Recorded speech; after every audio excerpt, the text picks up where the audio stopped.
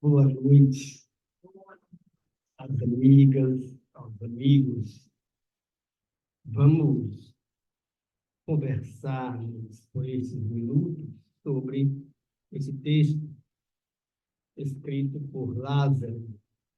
Consta do capítulo 17 do livro Evangelho segundo o Espiritismo. Dever. Sobre algumas perspectivas, nós podemos buscar a compreensão desta palavra. Mas, sendo Jesus o nosso modelo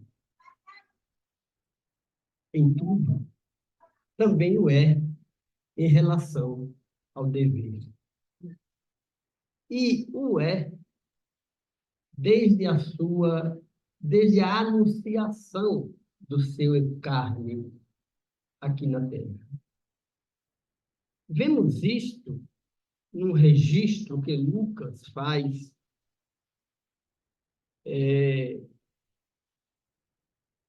no seu Evangelho, que à véspera, ou no momento do nascimento do Cristo, houve o cântico dos anjos celestes que assim disseram: glória a Deus nas alturas, paz na terra e boa vontade para com os homens. Podemos, neste momento, identificar o dever manifestado em três perspectivas. Na figura de Jesus, o nosso mestre. O primeiro, o dever que temos de glorificar a Deus. Segundo, o dever que temos de disseminar pela terra a paz. E o dever que temos de termos boa vontade para conosco e, consequentemente, para com o outro. Portanto, a manifestação do dever da pessoa de Jesus, nosso Cristo, se dá nestas três perspectivas, nestas três visões, pelo menos essas três. Vamos, portanto, tentar entender o dever no caminho oposto e vemos que o dever que devemos ter para com o nosso companheiro que ladeia conosco as experiências do dia a dia, para que isso ocorra, há necessidade de termos, segundo os anjos que cantaram, boa vontade. Boa vontade, e aí entendemos a vontade, em primeiro momento, como aquilo que Leon Denis nos ensina. Leon Denis nos diz que a vontade é a faculdade suprema da alma. É a faculdade suprema da alma. Guardemos este conceito. A faculdade é ainda, segundo Leon Denis, a vontade ainda é, segundo Denis, a essência da personalidade ou do homem. Portanto, voltando à anunciação dos anjos acerca do nascimento do Cristo, vemos que o ponto de partida para termos atos ou atos morais, atos éticos, diga-se, deveres morais, é termos a vontade. É essa força interior que é capaz de nos movimentar. E nesta movimentação também é capaz de fazer com que nós possamos retirar os pedregulhos ou as pedras que se mostram, se apresentam na nossa estrada, e assim podermos construir em nós essa paz interior. E a partir daí, espalharmos esta paz onde quer que nos encontremos. Sem, portanto, a paz interior, nós não conseguiremos levar a paz ao mundo. E para conseguirmos formar ou forjar esta paz interior, há necessidade da vontade. Este é o primeiro aspecto. Uma vez pacificados interiormente, aí sim, nós podemos seguir para aquela segunda instância, paz na terra. Poderemos distribuir paz à terra, paz ao mundo. Evidentemente que com o nosso exemplo, com a nossa vontade operante, com a nossa vontade atuante, com a nossa vontade contagiante. E pacificando, portanto, a nós e, em consequência disto, pacificando a terra, nós podemos, como anunciaram os anjos, glorificar a Deus nas alturas. E quando falamos aqui em alturas, não é altura no sentido geográfico espacial. Nas alturas, nas culminâncias da nossa consciência. Adorarmos a Deus, principalmente na culminância do eu divino que habita em nós. Portanto, nós vemos na figura de Jesus, já no seu nascimento, a vontade a se manifestar, primeiramente no indivíduo, segundo, na sociedade, e culminar-se na adoração a Deus. Mas podemos imaginar também a vontade sobre outros aspectos, outras formas. No livro A República, de Platão, livro segundo ou terceiro da República, há um diálogo que Platão escreve, que se dá entre Sócrates e o seu discípulo chamado Glauco. E a conversa gira em torno daquilo que é virtuoso, daquilo que é virtude e daquilo que é justo.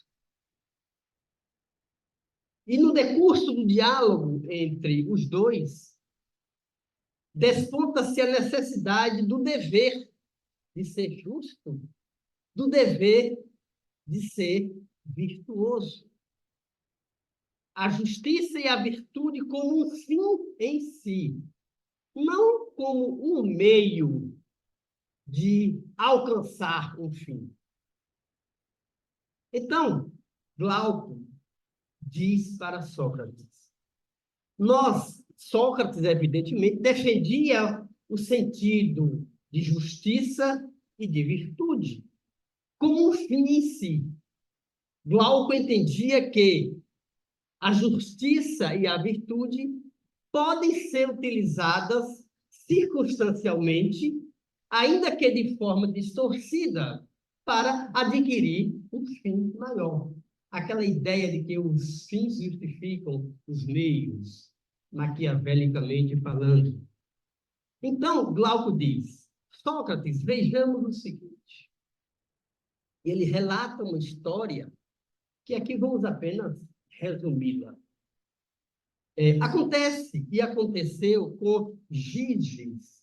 Giges, dizia Glauco, foi um pastor de ovelhas na cidade da Lídia, que hoje é a região da Turquia. Então, no reino da Lídia. Giges estava pastoreando com as suas ovelhas e lá encontrou um anel de ouro. Ele pega o anel, coloca na mão, o dedo, e ao final do dia, ele foi ao encontro do rei, que se reuniu com outros pastores. Todos os dias o rei faria isso. Fazia isso, se reunia com os pastores para colher desses pastores as informações acerca dos rebanhos que eles, então, administravam. Gigi senta-se ao lado, num determinado local do ambiente, esperando a sua vez de falar. Só que, sem querer, ele gira o engaste do anel, a pérolazinha do anel, para a palma da mão. E ele observa que, nesse momento, ele se torna invisível. E as pessoas começam, os amigos começam a falar dele como se ele não estivesse ali. Ele achou estranho. Aí pegou, girou o anel para a posição normal e tornou-se visível. E as pessoas observaram que ele ali estava. Intrigado com a situação, ele gira novamente o engaste do anel para a palma da mão e torna-se invisível. É aí que ele percebe que o anel tem o poder de torná-lo visível ou invisível a hora que ele quisesse. A partir daí ele pensou, bom, então eu posso fazer o mal a quem eu quiser, no momento em que o engaste do anel estiver voltado para a palma da mão, porque eu estarei invisível e ninguém poderá, então, me incriminar de alguma coisa de errado que eu fiz. Terminada a reunião com o rei, ele se aproxima dos servos do rei e pede para quê? E pede para ir ter na casa do rei, para ter uma conversa em particular com ele. E foi. O rei aquece, segue. Chegando lá, ele tem a ideia de, ao encontrar a esposa do rei, logo a rainha, ele gira o anel, assassina o rei, casa-se com a rainha e torna-se o rei da Lídia. Claro que isso é uma mitologia e é Glauco dizendo isso para Sócrates. Olha, Sócrates, nessa situação, imagine você, dizia Glauco, se eu tiver 2 anéis e der um anel desse para um justo e der um outro anel para um injusto, podemos observar que em algum momento o justo vai praticar algo injusto, porque ele vai obedecer aos seus interesses particulares e não apenas ao interesse geral. Ao final do diálogo, é evidentemente que Sócrates consegue convencê-lo de que o senso de justiça e de virtude, utilizado circunstancialmente em conformidade com os nossos desejos, não é a forma mais adequada. A justiça e a virtude devem ser condutas consolidadas na nossa consciência. E isso só se consegue quando nós temos o dever conscientemente consolidado nas nossas condutas. Então, temos aí uma outra perspectiva do dever que se diferencia do dever anunciado pelos anjos quando do nascimento de Jesus. Temos também uma outra perspectiva do dever que, inclusive, se adequa muito à lição de Lázaro. A lição que Lázaro escreveu em 1863. E essa perspectiva ela nos é oferecida por Emmanuel Kant. Foi um filósofo que viveu na Prússia entre 1724 e 1804. Desencarnou, portanto, no mesmo ano que Kardec nasceu, em 1804.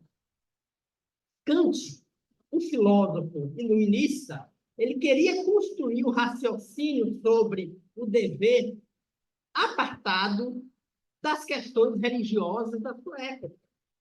Porque para ele entendia o dever como um fato autônomo, ou seja, proveniente da vontade, olha a vontade mais uma vez aí, um dever proveniente da razão e da vontade do homem. Um dever, portanto, autônomo. Não um dever heteronômico, como é o dever religioso. O dever religioso, ele não é autônomo. O que é que nós aprendemos? Por exemplo, devemos perdoar os nossos inimigos para que sejamos perdoados. Não é um dever de perdoar autônomo, mas é um dever condicional. Nós, espíritas, dizemos, olha, eu tenho que perdoar aquele que me magoa para que eu não leve isso para o mundo espiritual. Não é um dever autônomo, mas heterônomo. Porque é um dever, nessa condição, fundamentado numa condição. Emmanuel Kant, portanto, ele estabelece o que ele chama do imperativo categórico e imperativo hipotético. Não vamos falar aqui do hipotético, porque não é o caso, mas o imperativo categórico, segundo Emmanuel Kant, e a gente vai ver que este pensamento de Kant ele se adequa perfeitamente à mensagem de Lázaro.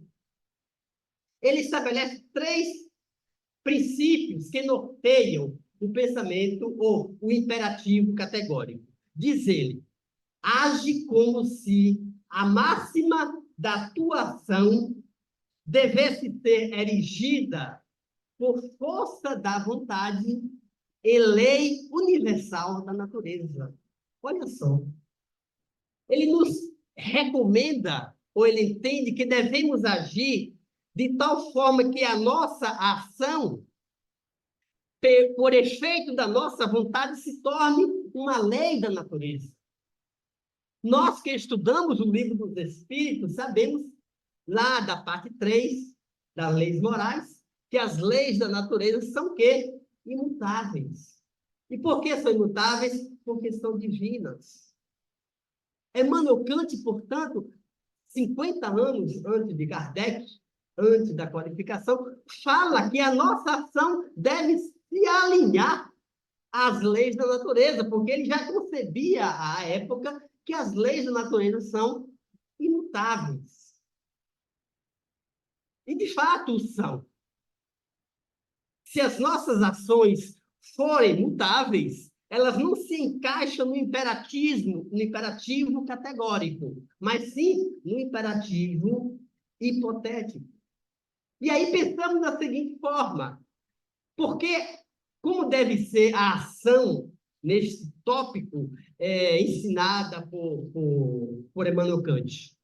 Que nós não podemos, ao nosso bel prazer, por exemplo, impedir que o processo da desencarnação aconteça. Nós nascemos, crescemos, reproduzimos e vamos desencarnar. É uma lei da natureza. É imutável, não podemos mudar isso. A diferenciação entre o dia e a noite, por mais que queiramos, não podemos mudar com essa lei. Portanto, esse é o imperativo categórico que Emmanuel Kant nos ensina acerca de como deve ser o nosso dever para com o outro.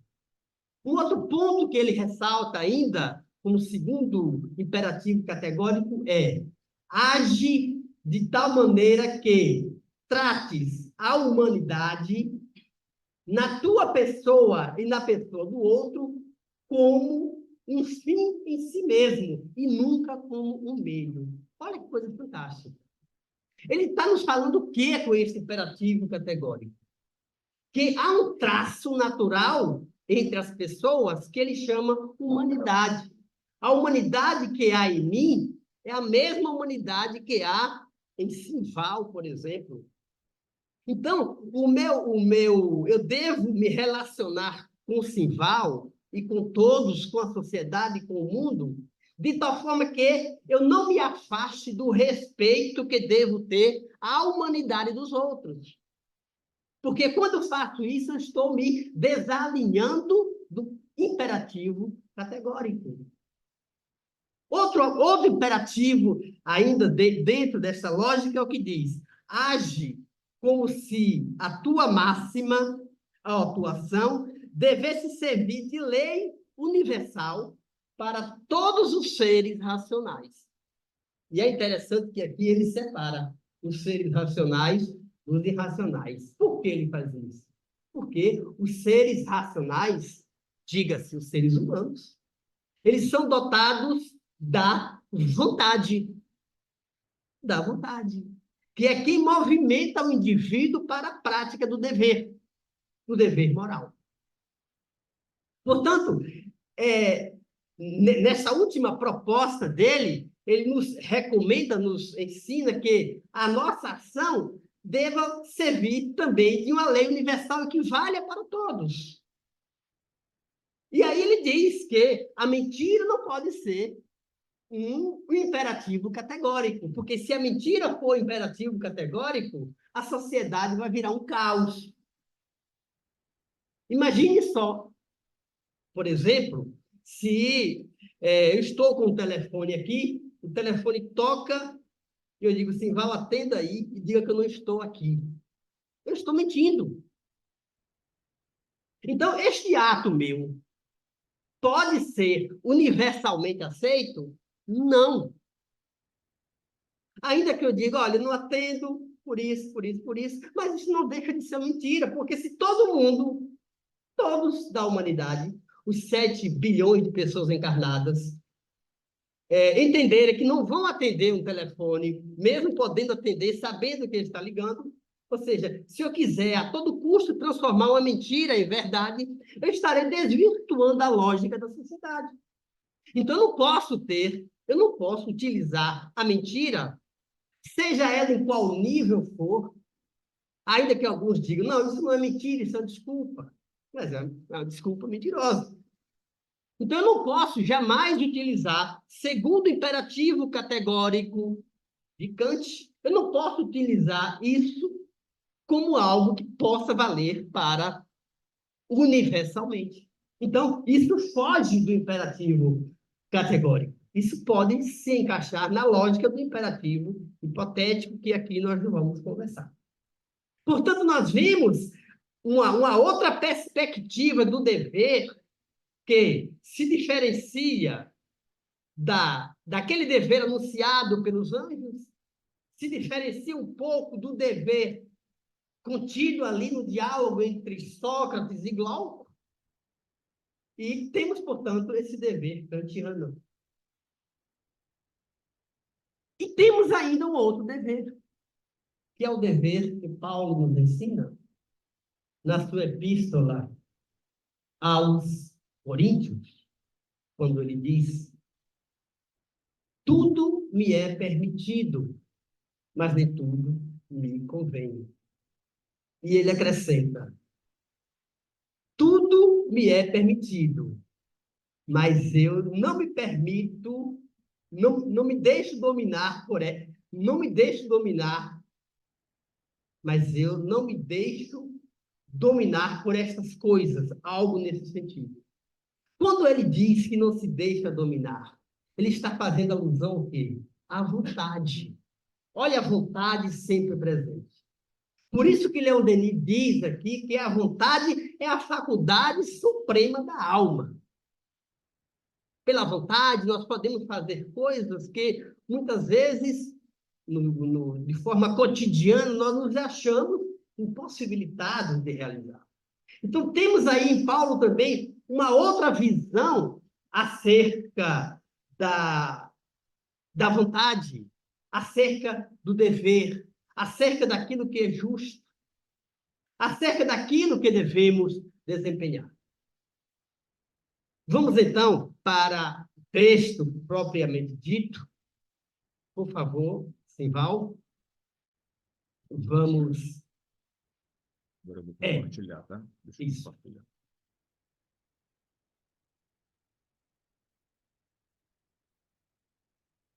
Bem, então nós temos aí a lição número 7 o dever. Vejamos se o ensino de Lázaro aí não se coaduna quase que perfeitamente com a lógica dos deveres que nós aqui falamos anteriormente. Olha o que ele diz. O dever é a obrigação moral da criatura consigo mesmo, para consigo mesma, primeiramente, e em seguida para com os outros. O que foi que os anjos disseram lá?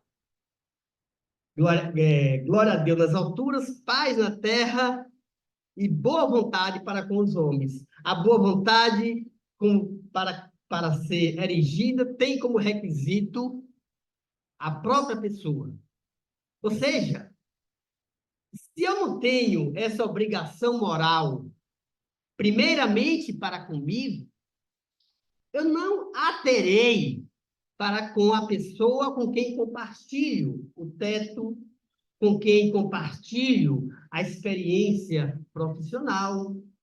Não tenho como compartilhar aquilo que eu não tenho. Então, o primeiro passo para que eu possa disseminar um dever ético, um dever moral, um dever fundamentado nos ensinos de Jesus é que, primeiramente, eu tenho esse dever para comigo. Por isso que Jesus diz, para nós amarmos ao próximo como nós nos amamos. O ponto de partida, portanto, para que eu ame alguém, é eu amar a mim mesmo. Mas não é aquele amor egoísta, não. É o amor como sendo a descoberta que o indivíduo faz de si mesmo enquanto um ser gerado por Deus. A lógica é esta. O dever é a lei da vida. Olha o que Sócrates disse a Glauco. O senso de justiça, o senso da virtude, portanto, e do dever, deve ser o fim em si mesmo. Eu devo ser justo e honesto, não para ser bem visto pela sociedade, não para ser aplaudido, mas eu devo ser justo, honesto, amoroso, probo, caridoso. Por isso se constituir um dever meu enquanto criatura, filha de Deus.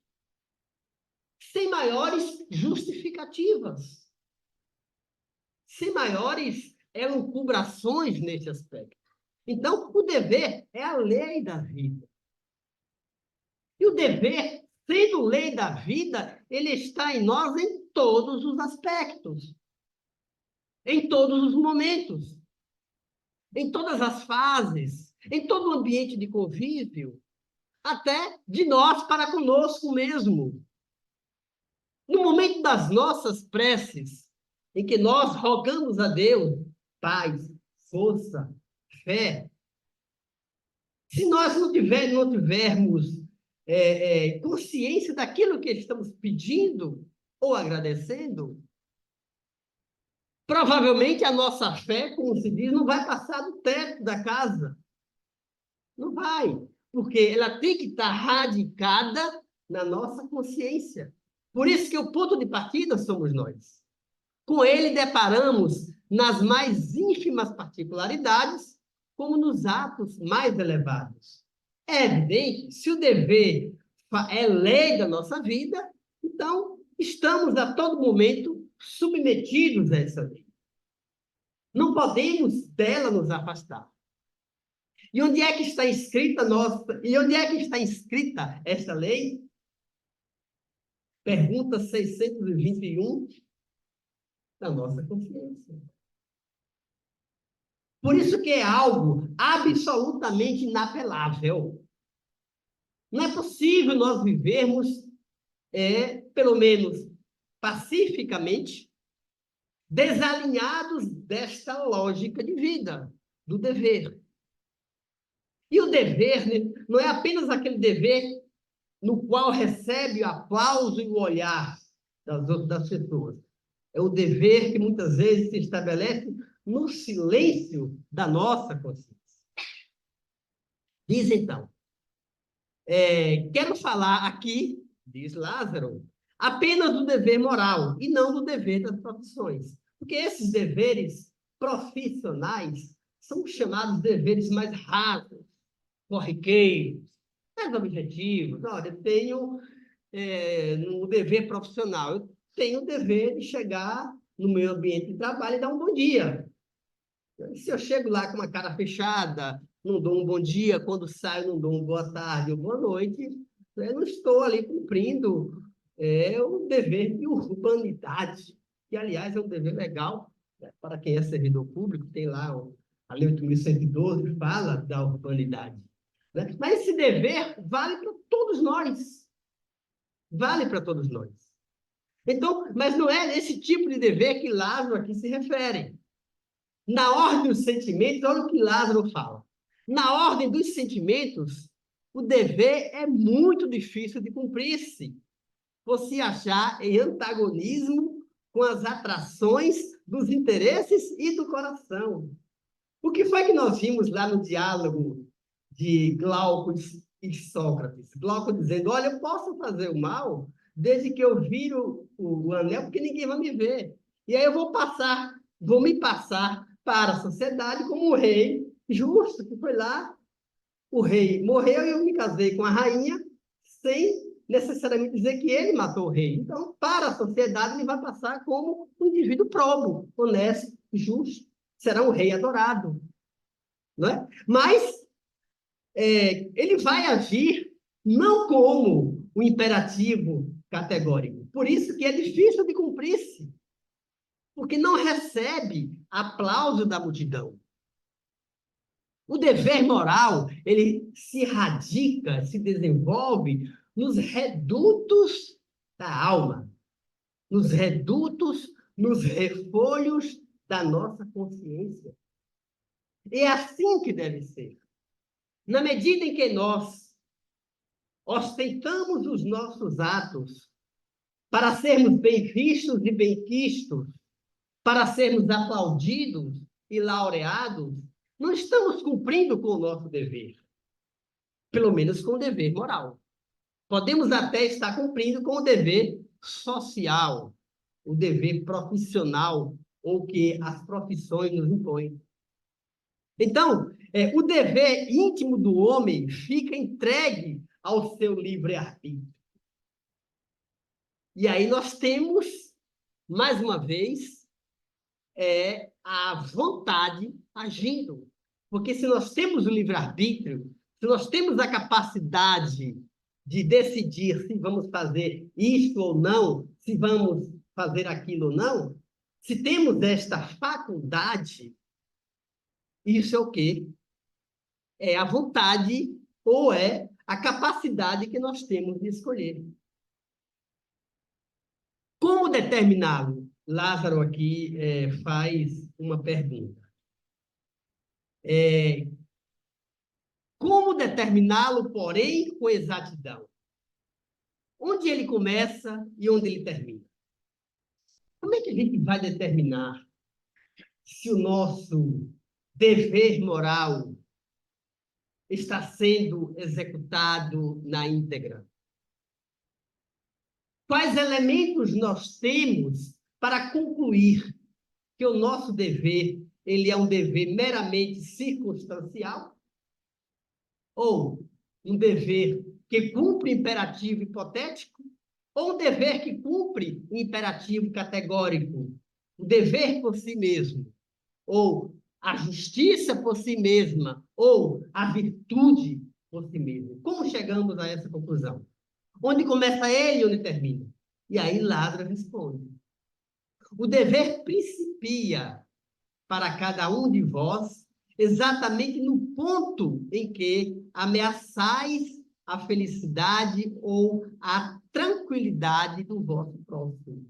Opa, aqui já está uma dica. Se a minha ação, de alguma maneira, constrange alguém, se a minha ação, de alguma maneira, fere o limite do outro, é um sinal de que eu não devo agir. Então, esta é uma dica. Mas acaba, segundo Lázaro, no limite em que não desejais a ninguém transponha com relação a nós. São as duas condições. Se nós não queremos que alguém nos cause mal, também nós não vamos, por hipótese nenhuma, e aí no sentido kantiano, categórico, socrático, paulino até, não vamos, por hipótese alguma, provocar o mal a quem quer que seja. Porque há uma lei do universo que é a lei de causa e efeito.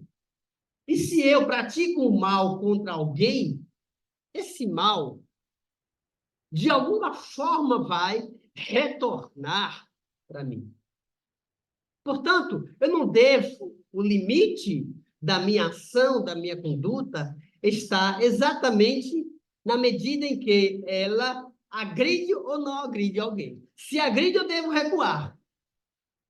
E o outro ponto é aquilo que eu não quero para mim, não devo querer para os outros. Isto é o ensinamento de Jesus, e consta lá no Evangelho. Não façais aos outros aquilo que não desejarias que se vos fossem feito. E aí, baixando ou levantando a tela, é isso. O homem que cumpre o seu dever ama a Deus mais do que as criaturas, e ama as criaturas mais do que si mesmo. Amigos, amigas, que desafio imenso este. Amarmos a Deus mais do que as criaturas. E amarmos as criaturas mais do que nós mesmos. Lembramos que antes Jesus disse que devemos amar o próximo como a nós mesmos. Mas aqui, Lázaro, digamos assim, radicaliza. Diz, não. Devemos amar a Deus mais do que a criatura e as criaturas mais do que nós mesmos. Isso significa o mais absoluto despojamento da nossa personalidade. Isso significa, isso representa o mais absoluto desapego ao nosso ego. Por isso que Lázaro inicialmente disse que é muito difícil de nós cumprirmos o dever moral. Porque o dever moral significa e requer de nós não apenas a fidelidade contínua e irrestrita aos ensinos do Cristo, como, por outro lado, requer que nos desapeguemos ao máximo da nossa persona, do nosso ego, da nossa personalidade. E este é o grande desafio. Até porque, se formos fazer uma avaliação, hoje, nós amamos a nós mesmos mais do que o próximo. E amamos a nós mesmos mais do que a Deus. A regra hoje se configura mais ou menos dessa forma. Pelo menos para a mais absoluta quantidade de habitantes da Terra. Alguns outros conseguem até amar as criaturas e amar a Deus, mas seguramente amam a si ainda, em boa monta, mais do que as criaturas e a Deus. E o dever moral aqui, proposto por Lázaro, é esse: amarmos a Deus mais do que as criaturas e as criaturas mais do que nós mesmos. Vejamos que ele inverte a proposta. E aí nós perguntamos: quantos aqui na Terra estamos tendo esse dever moral? Quando Sócrates estava prestes a ser condenado, ele foi condenado a beber a cicuta, que era um veneno. Ele foi condenado por subverter os jovens da época. Porque ele veio propor uma lógica de raciocínio completamente diferente, antagônica à que vigia a sua época. Assim como Jesus fez. Jesus veio propor uma lógica de vida completamente diferente daquela que então existia. Obrigado. Daquela em que então existia. E por isso Jesus foi o quê? Crucificado. Sócrates não foi crucificado, foi envenenado. Quando ele estava então preso e prestes para receber a cicuta, os seus discípulos disseram: mas Sócrates, será que você não percebe que o que estão fazendo por você é injusto? Como você admite envenenar-se? Qual tipo de subversão você está provocando na juventude? Muito pelo contrário, você está ensinando. Aliás, aos 12 anos de idade, ele chegou para o pai dele e disse: pai, é preciso ensinarmos o homem a pensar. Então, a proposta dele era exatamente esta: nos ensinar a pensar diferente. Então, o discípulo chega para ele e diz: mas não vês que isso é injusto? O que estão fazendo com você é injusto?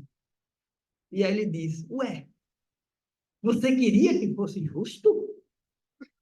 Porque se ele fosse justo, se a condenação e, portanto, o envenenamento fosse justo, ele estaria confessando de que ele estaria subvertendo os jovens. Mas ele, mesmo sendo injusta a condenação, ele não se revoltou da mesma forma como Jesus. Mesmo sendo absolutamente injusta, Jesus aceitou. Carregou ali a cruz até quando pôde, até o local determinado, e ali foi crucificado. Então, o senso de justiça e de injustiça que às vezes nós temos, da mesma forma como o senso de dever e de não dever que nós temos, muitas vezes ele é distorcido em relação àquilo que Jesus ensina. É distorcido em relação àquilo que os grandes pensadores, e aqui trouxemos alguns apenas à guisa de exemplo, também intuíram e procuraram, de alguma forma, vivenciar. Não é? Então, a proposta que Lázaro nos traz aqui é exatamente nos mostrar uma outra perspectiva sobre o dever. O dever moral, o dever ético. Seja o vosso dizer sim, sim, não, não. Jesus nos ensina. Né? O dever que se fundamenta muitas vezes no sacrifício que nós devemos fazer em benefício da sociedade, em benefício da humanidade. Assim como fez Jesus. E tantos outros mártires que, em seu nome e por amor a ele, desceram-se. Diz-nos, então, Lázaro, o dever é o mais belo laurel da razão. Ou seja, é o corolário da razão. Pensemos no sentido último da razão. Não é a razão humana, é a razão divina. É a fé raciocinada que Kardec coloca ali, né? Que nos mantém fiéis aos princípios evangélicos. Então, o dever é o resultado, né? É o corolário da razão. Descende desta, ou seja, descende da razão, como de sua mãe, o filho. O homem tem de amar o dever. Olha só que fala paradigmática. O homem tem que amar o dever, não porque preserve de males da vida, os males aos quais a humanidade não pode subtrair-se, mas porque confere à alma o vigor necessário ao seu desenvolvimento. Nós devemos, portanto, amar o dever não sob a justificativa de que o dever vai, eventualmente, nos livrar deste ou daquele mal. Nós não devemos ser bons, por exemplo, para que as pessoas nos vejam como bons, ou para nos libertarmos das obsessões, ou para sermos protegidos pelos nossos amigos espirituais. Isso não é imperativo categórico. Isso é imperativo hipotético, porque é condicional. Eu vou amar o dever, mas porque o dever me faculta isso. É uma condição. Então, não devemos amar o dever sob essa circunstância. Mas devemos amar o dever porque ele, o dever, nos confere à alma o vigor necessário ao seu desenvolvimento.